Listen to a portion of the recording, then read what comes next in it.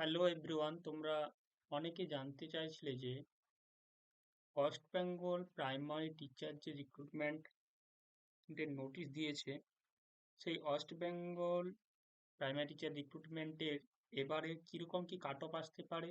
তোমরা জানো যে গত 25 তারিখ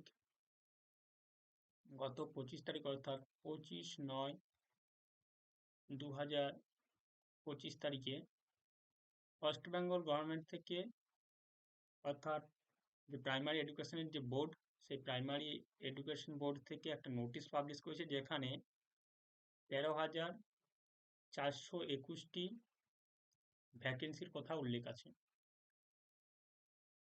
তো এই 13,421টির যে ভ্যাকেন্সি, এটার এগেনস্টে ফর্ম ফিল আপ এই পুজোর পরেই, অক্টোবরের মোটামুটি ধরতে পারো 20-25 তারিখ নাগাদ নোটিশ পেয়ে যাবে তোমরা। সেই অক্টোবরের 20-25 তারিখ নাগাদ সেখান থেকে আশা করি অ্যাপ্লিকেশন স্টার্ট হয়ে যাবে, এবং ইন্টারভিউ ধরতে পারো মোটামুটি মার্চ এপ্রিল, কি 26-এর যে মার্চ এপ্রিল এইদিকে স্টার্ট হয়ে যাবে মোটামুটি। এই 13,421টির যে ভ্যাকেন্সি, সেখানে কি কাট অফ যেতে পারে সেটা নিয়ে তোমরা অনেকে প্রশ্ন করেছো। তা তোমরা তার আগের দিন অবশ্যই, যারা 2023-এর টেট দিয়েছিলে, তার আগের দিন 24 তারিখে, 24/9-এ কি না, ডাব্লিউবি টেট যে 2023 তার কিন্তু রেজাল্ট পাবলিশ করেছে। সেখানে দেখতে পাচ্ছি যে পাসের হার খুব কম, এবারে 6,700 সামথিং ক্যান্ডিডেট কিন্তু পাস করেছে। তাহলে প্রথমে আমরা দেখে নেব যে তার আগের যে রিক্রুটমেন্ট 2022-এ যেটা নোটিশ দিয়েছিল, সেই রিক্রুটমেন্টের কাট অফ কিরকম ছিল। দেখো, 2022-এর কাট অফ এরকম হয়েছিল যে জেনারেলদের ক্ষেত্রে কাট অফ দাঁড়িয়েছিল 33.00, 33.009, সরি এটা 099 না, 009 হবে। এসসিদের ক্ষেত্রে 27.4, এসটিদের ক্ষেত্রে 24.546, ওবিসি এ ক্যাটাগরির ক্ষেত্রে 30.731, এবং ওবিসি বি যারা, তাদের ক্ষেত্রে কাট অফ ছিল 32.110। আগের বার কিন্তু কোনো ইডাব্লিউএস, এর সাথে প্যারা টিচার ছিল অবশ্য, আগের বার কিন্তু কোনো ইডাব্লিউএস এর ভ্যাকেন্সি কিন্তু থাকেনি। ইডাব্লিউএস এর ভ্যাকেন্সি এবছর নতুন যোগ হয়েছে। আগের বার কিন্তু ক্যান্ডিডেট নাম্বার কম ছিল, 2014 এবং যে 2017, সেখানে পাস আউট ক্যান্ডিডেটের 2014 এবং 2017 যারা ক্যান্ডিডেট ছিল, অর্থাৎ টেটে যারা পাস করেছিল 2014 এবং 2017 যে টেট, সেখান থেকে কিন্তু এই রিক্রুটমেন্ট হয়েছিল। সেখানে ভ্যাকেন্সি ছিল মোটামুটি 9,533-এর মতো, 9,533 কিন্তু ভ্যাকেন্সি ছিল। তার কাট অফ এরকম হয়েছিল এবার, এবং মোটামুটি ক্যান্ডিডেট নাম্বার ছিল ধরতে পারো 15,000-এর মতো ক্যান্ডিডেট সেখানে টোটাল অ্যাপ্লাই করেছিল। এবারের কিন্তু ব্যাপারটা একটু আলাদা।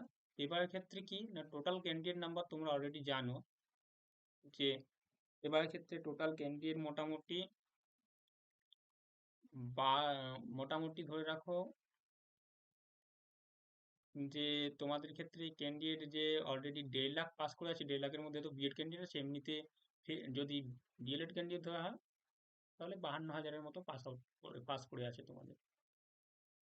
প্লাস এবারে 6,700 কাছাকাছি, 6,700-র মধ্যে নিউ ক্যান্ডিডেট হয়তো 2,000 হবে, অর্থাৎ কিছু ক্যান্ডিডেট থাকবে মোটামুটি 4,700 কাছাকাছি ক্যান্ডিডেট ধরতে পারো, যে 2,000 যারা 22-ও পাস করে আছে, 2023-ও, তাহলে নিউ ক্যান্ডিডেট মোটামুটি 2,000 ধরতে পারো। আর এই 52,000 ক্যান্ডিডেটের মধ্যে মোটামুটি 10,000 কি 12,000 ক্যান্ডিডেট বাদ চলে যাবে, কারণ এরা অলরেডি অন্য চাকরি পেয়ে গেছে, বা রিসেন্ট যে রিক্রুটমেন্ট হয়েছে সেটাতে অনেকে চাকরি পেয়েছে। রিসেন্ট যে রিক্রুটমেন্ট হলো, যেটা 24-এ তোমরা, যেটা 22-এর রিক্রুটমেন্ট প্রসেসটা চলছিল, 24-এ যেটা নিয়োগ হলো, ঠিক আছে, সেটা তো বাদ দিলে মোটামুটি 40,000 ধরে রাখো, 40,000 ক্যান্ডিডেট থাকবে।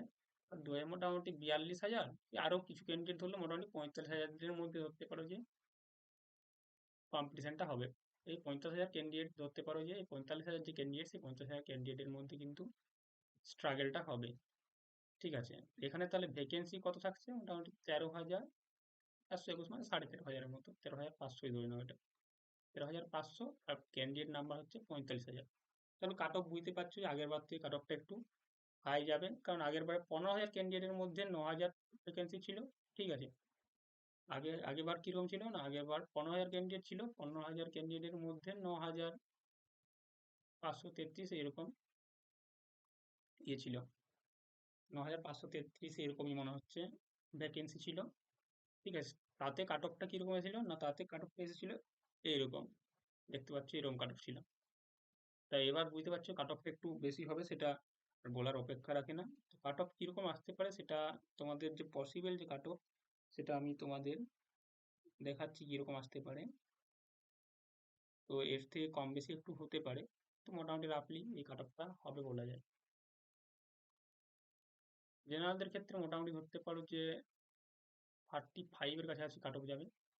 এসসি ক্যান্ডিডেটের ক্ষেত্রে 29.5, এসটি ক্যান্ডিডেটের ক্ষেত্রে 26.5, ওবিসি এর ক্ষেত্রে মোটামুটি 32-এর কাছাকাছি, ওবিসি বি এর ক্ষেত্রে 33.5 এবং ইডাব্লিউএস এর ক্ষেত্রে 33, এরকম কাট অফ যাবে বলা যাচ্ছে।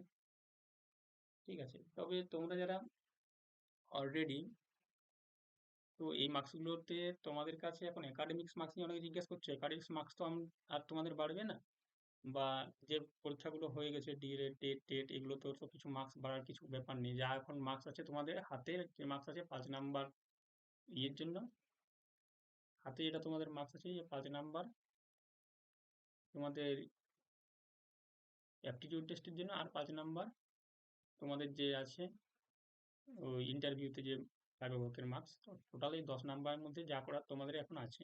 আর তো তোমাদের হাতে এখন মার্কস 10 নাম্বার, এই 10-এর মধ্যে যত বেশি তুলতে পারবে সেটাই তোমার প্রফিট। বাকি একাডেমিক মার্কস নিয়ে চিন্তা করে লাভ নেই, কারণ এটা আর কোনো চেঞ্জ হবে না বা অন্য কিছুই হবে না। ঠিক আছে, তাই এই 10 নাম্বার কীভাবে তোলা যায় ইন্টারভিউতে, সেটা তোমরা একটু চেষ্টা করো। আর তোমরা অনেকে বলছো যে 2020 বা 2021 যারা পাস আউট করেছে, তাদের ক্ষেত্রে অবশ্যই কোভিড পিরিয়ডে যারা পাস আউট করেছে তাদের ক্ষেত্রে এইচএসের মার্কসটা একটু বেশি থাকবে। তো এটা নিয়ে চিন্তা করার বেশ কিছু কারণ না, কারণ এদের ক্ষেত্রে ম্যাক্সিমাম যখন গ্রাজুয়েশন করেছে এরা, হয়তো কিছু ক্যান্ডিডেট থাকবে, মোটামুটি 4-5 হাজার ক্যান্ডিডেট হয়তো থাকবে যাদের হয়তো ডিএলএড টিএলএড এইসব করেছে, কারণ যারা অলরেডি গ্রাজুয়েশন করেছে, গ্রাজুয়েশন করে পর তারা 2000, যারা 20-তে গ্রাজুয়েশন করেছে, 2020-তে যারা এইচএস পাস করেছে, তারা 23-এ গ্রাজুয়েশন কমপ্লিট করেছে। ম্যাক্সিমাম জনেই ধরতে পারো 20-21-এ যারা পাস আউট করেছে তারা গ্রাজুয়েশন করেছে কলেজটা, কারণ কলেজটাও তারা পেয়েছে কোভিড টাইমে, অনেক কমপ্লিট করার চেষ্টা করেছে আর কি। তাহলে 23-এ তারা মোটামুটি গ্রাজুয়েশন কমপ্লিট করছে, তারা কিন্তু কম্পিটিশনে অনেকজন থাকবে না, বেশ কিছুজন থাকবে, তবে সবাই নয় আর কি। তাই তাদের নিয়ে খুব ভয়ের কিছু আছে এমনটা না।